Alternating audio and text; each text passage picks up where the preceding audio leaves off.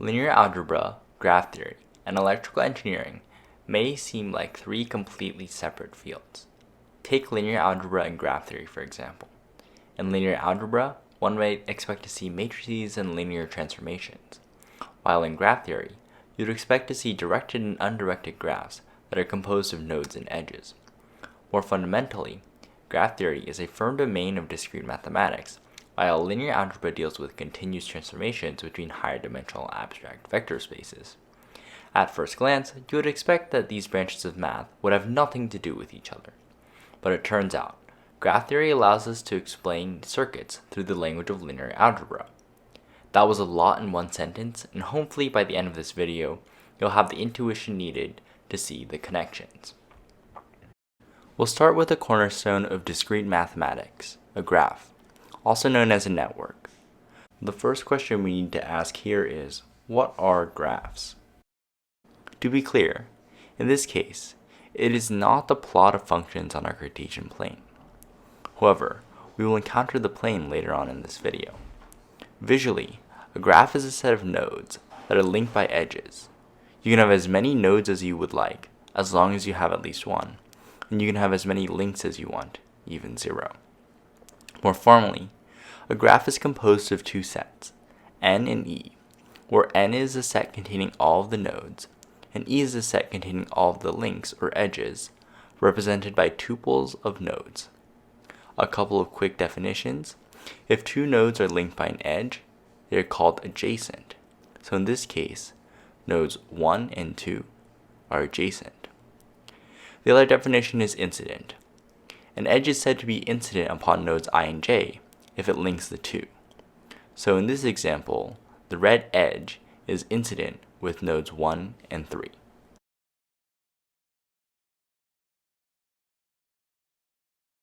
The example graph before is called an undirected graph because the edges between nodes are undirected, meaning that you can go back and forth between each node. So here, you can go from node 1 to 2, or from node 2 to 1. However, in this video, we will be mainly using directed graphs. In a directed graph, edges go out one node and into another. So in this example, you can only go from node 1 to node 2. Something to note is that an undirected link is really just two directed links that face opposite directions, as shown here. Depending on the problem, you can use either directed or undirected graphs, whatever fits better. As said earlier, in this video, we will be using directed graphs. Let's consider the following graph.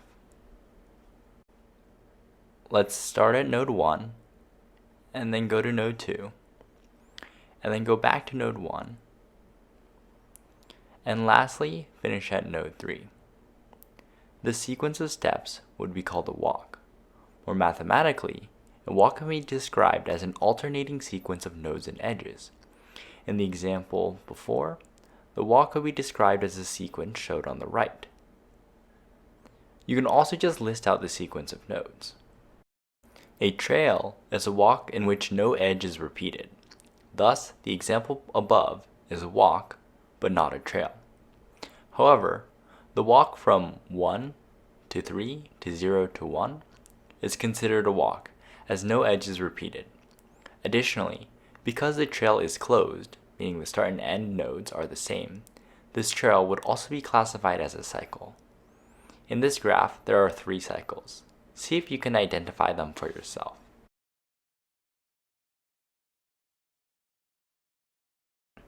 All the graphs that we've seen so far are relatively simple and easy to draw, digest, and analyze. However, that's not always the case. Take, for example, the following graph.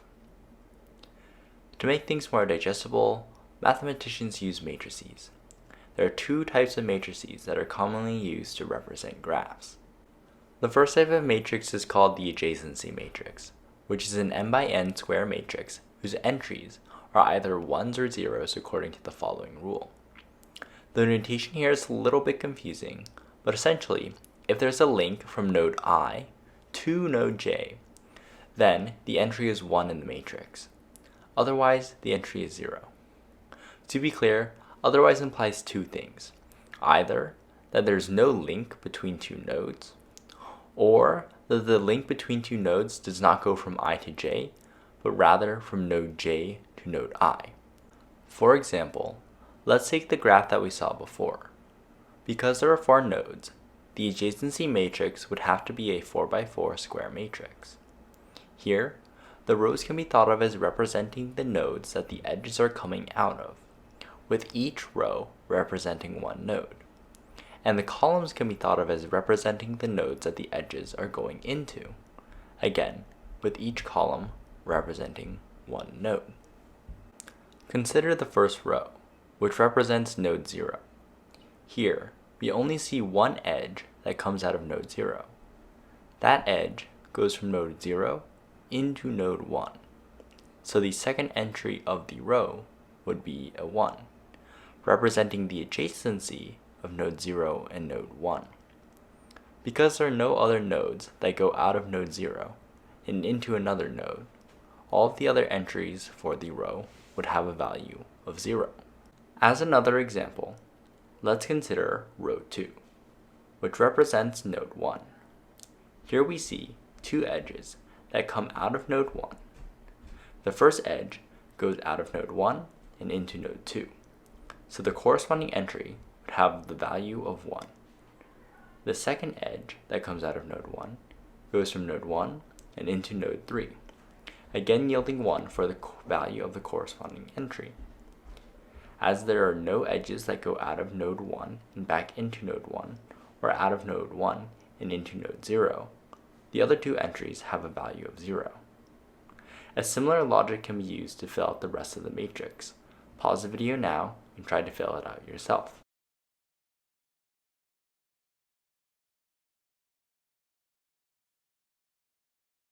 The other commonly used type of matrix is called the incidence matrix. For directed graphs, an incidence matrix is defined as an n by k matrix, where n is the number of nodes, k is the number of edges, and the entries are defined by the following rule. Entries have a value of 1 if the arc k, or link k, points towards node 1. They have the value -1 if the arc k leaves node 1. And they have the value of 0 otherwise. We can use the same graph from above as an example. The first thing we need to do is label the edges. In this graph, there are 4 nodes and 6 edges, so the incidence matrix would be a 4x6 matrix. Here we see that the columns represent each edge, and the rows represent the nodes that the edges could be in incidence with. Starting with edge A, we see that it goes out of node 0 and into node 1. So entry 0a would be -1. Entry 1a would be 1.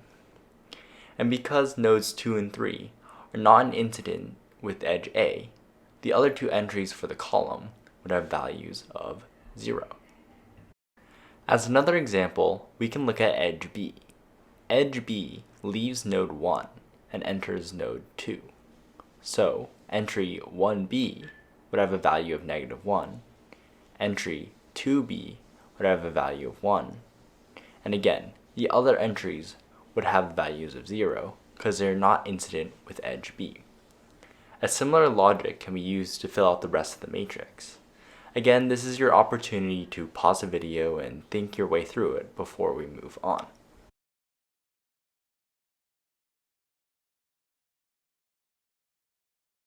Depending on the application, the use of one matrix might be more beneficial than the other. In this video, we will be using the incidence matrix. When I give you the definition for an abstract vector space, it's going to seem very arcane, but don't worry. You've actually come across and explored several examples of vector spaces before. For instance, the xy plane is a two-dimensional vector space that we also call R2. R2 and other vector spaces that we can easily visualize are known as Euclidean vector spaces because they have easy analogs to Euclidean geometry. However, our investigations will require a more generalized theoretical notion of vector spaces. Without further ado, here's the definition. A vector space V is a set of vectors, v1, v2, and so on, defined over a scalar field For our purposes, that's just going to be the real numbers, and with two operations, vector addition and scalar multiplication, such that the following properties are satisfied. The commutativity of vector addition states that the order in which vectors are added has no bearing upon their sum. Associativity holds in the same way as with real numbers. The vector space must be closed under vector addition, that is, the sum of any two vectors in the vector space will also be a vector in the vector space. The vector space must also be closed under scalar multiplication, that is, multiplying any vector by a scalar will result in another vector in the vector space. And finally, there's the distribution of scalar multiplication over vector addition, which works in exactly the same way as with real numbers. When understanding vector spaces, there are a couple of definitions that are helpful, but first, some setup is needed. When describing, say, 2D vectors, you typically are given two numbers to describe its location, the coordinates. These coordinates describe the location of the tip of the vector. However, there is another way to think about this, which will make the following definitions more intuitive.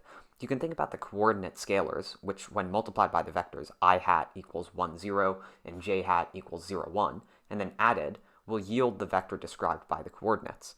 I hat and j hat are what are known as the basis vectors of the xy coordinate system. But what if we changed these basis vectors, for example, to the vectors u and v? What vectors can we make by multiplying each of these vectors by a scalar and adding the two products? In this case, intuitively, the answer is all of the vectors in the 2D plane of these two vectors. By the end of this chapter, you will have the tools to more rigorously show this. This brings us to our first definition, the linear combination. Anytime you are summing vectors that have been scaled by scalars, that is called a linear combination. A linear combination of u and v is a vector alpha u plus beta v, where both alpha and beta are in the real numbers.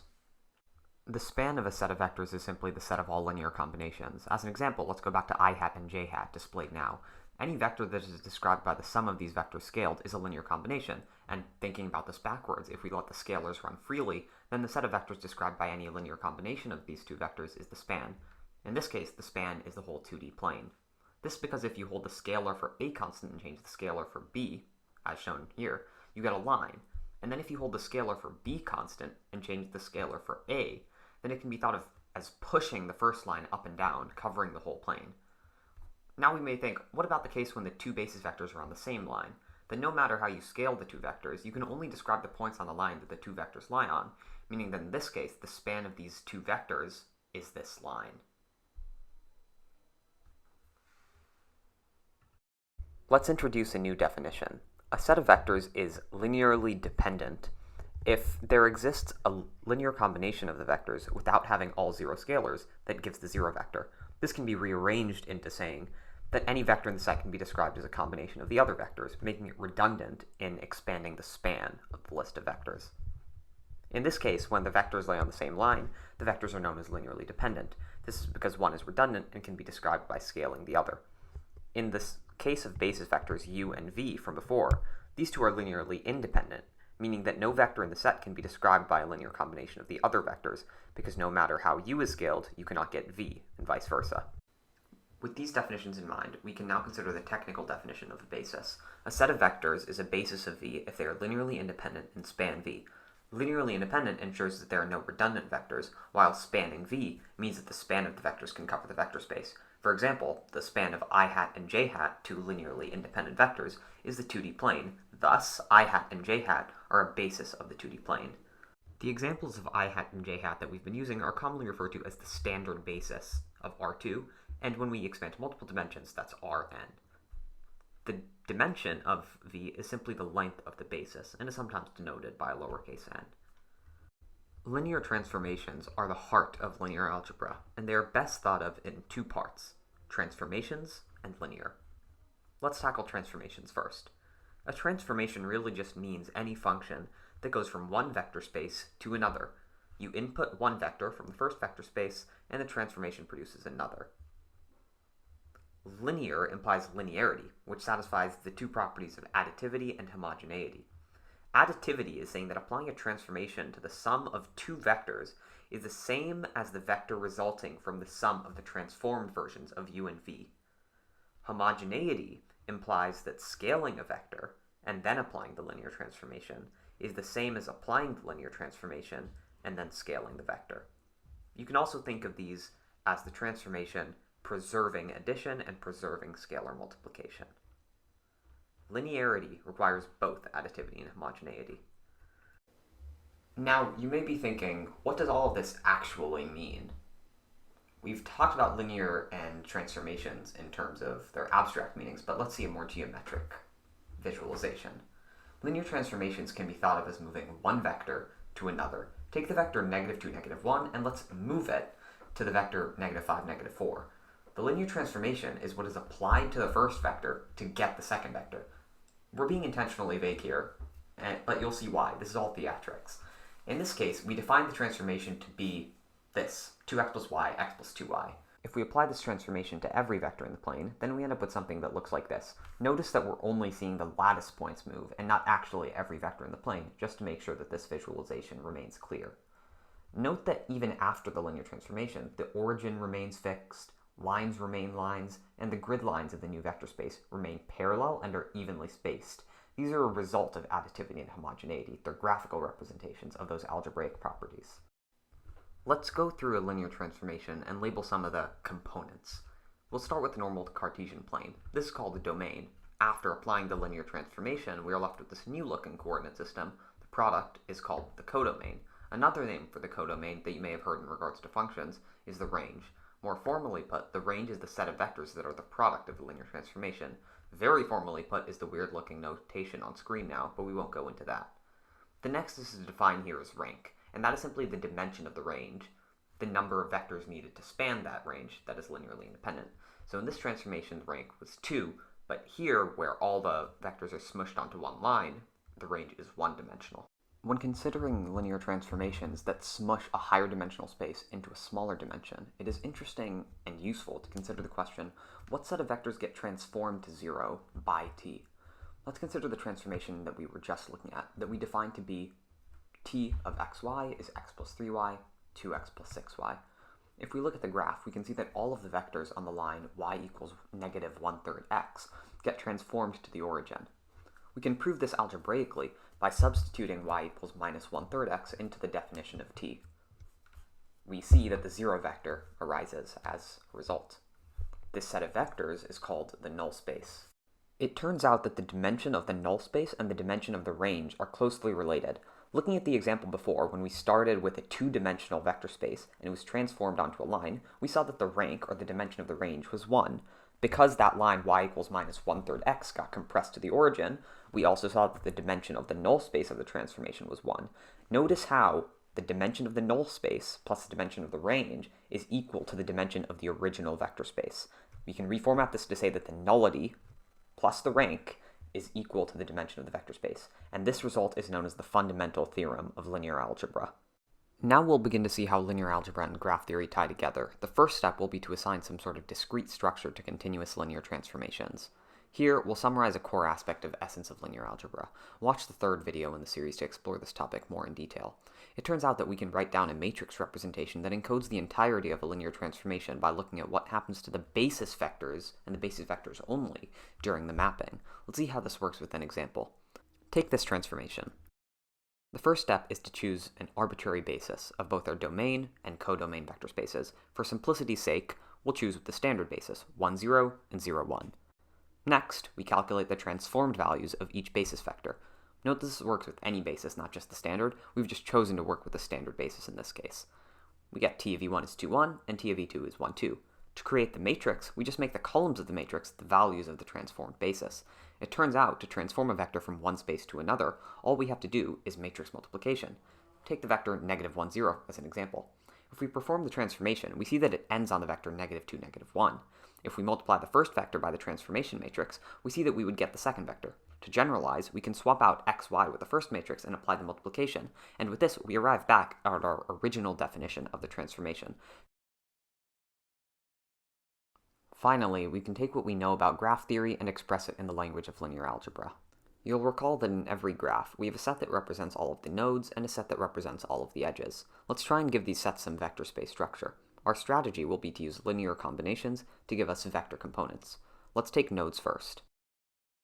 This sum and difference of nodes might not have an obvious physical meaning, but we can take the scalars from what is essentially a linear combination and assign them to components of a vector. Think of n1 and n2 here as just a new version of I hat and j hat before. We can do the same with edges. we actually can get a particular kind of visual intuition if our scalars are all 1. Then a sum of edges can be interpreted as traversing our graph, as long as the edges are truly connected. Let's take a moment to appreciate the abstraction we just made use of. The edges and nodes in our graph respectively constitute standard bases of ambient edge and node vector spaces. Linear combinations of the edges form elements in the edge vector space, while linear combinations of the nodes are elements of the node vector space. Well, now that we have two vector spaces, we might begin to think about functions from one to another. The most obvious way to map edges to nodes might be to define this function, say f, that returns a tuple of nodes for an edge. We want the output of the function to be in the node vector space, so we have to convert the tuple to a linear combination of nodes. In a way, edges represent displacement from one node to another, so it might make the most sense to return the difference between the ending and starting node.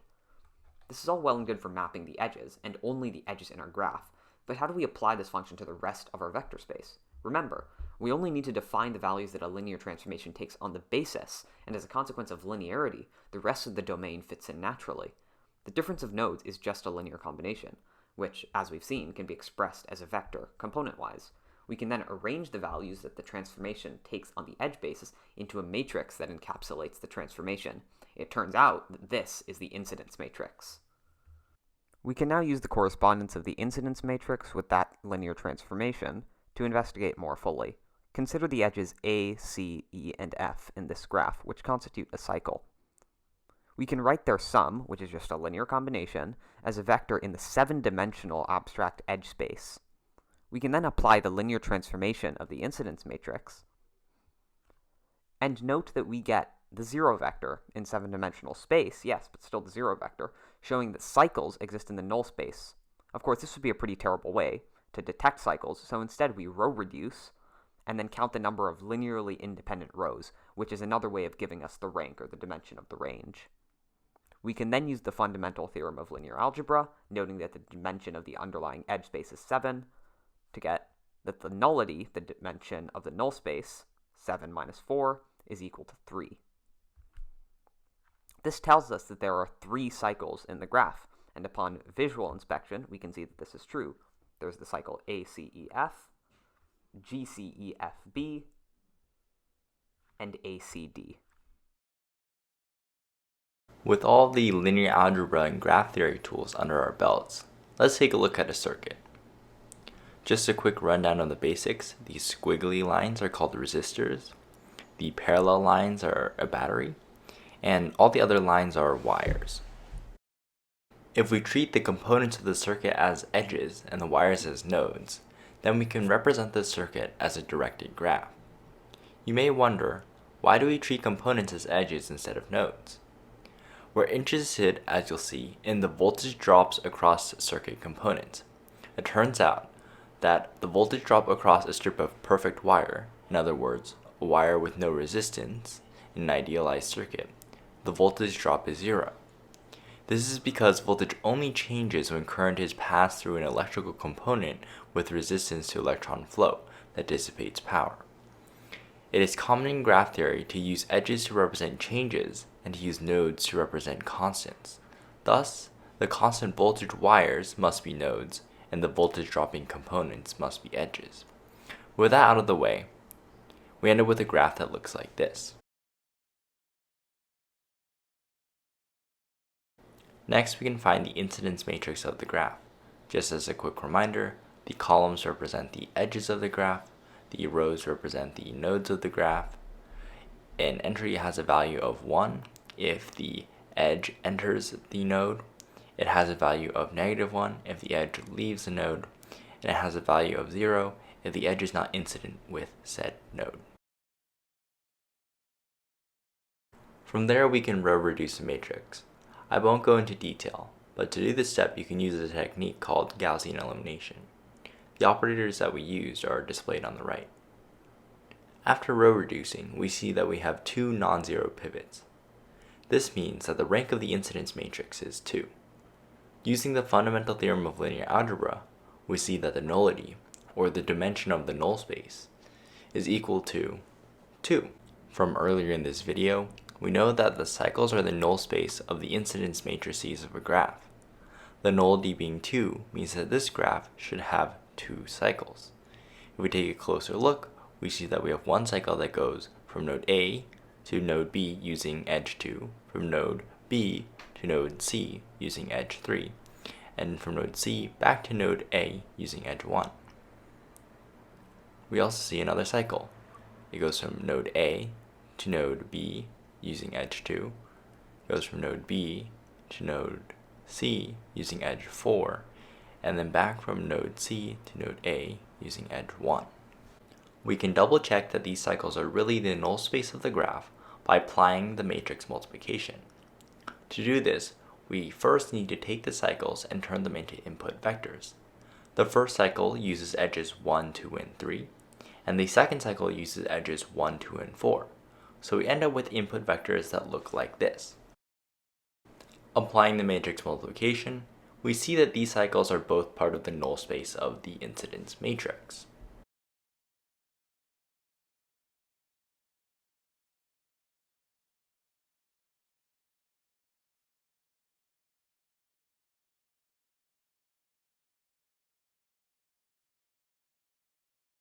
As a recap, we started with a circuit. Then we represented that circuit as a graph. From there, we found the incidence matrix. And lastly, we did some manipulation to show that the cycles of this graph are the null space of the incidence matrix. If we go back to the circuit, this proves that the cycles of wire in a circuit, regardless of the components they pass through, have a net zero change in voltage. This, in fact, is a derivation of Kirchhoff's voltage law. We just proved a fundamental theorem of electrical engineering using tools from linear algebra and graph theory. A glorious victory for the power of seemingly abstract mathematics to explain and even derive complex relationships in natural sciences.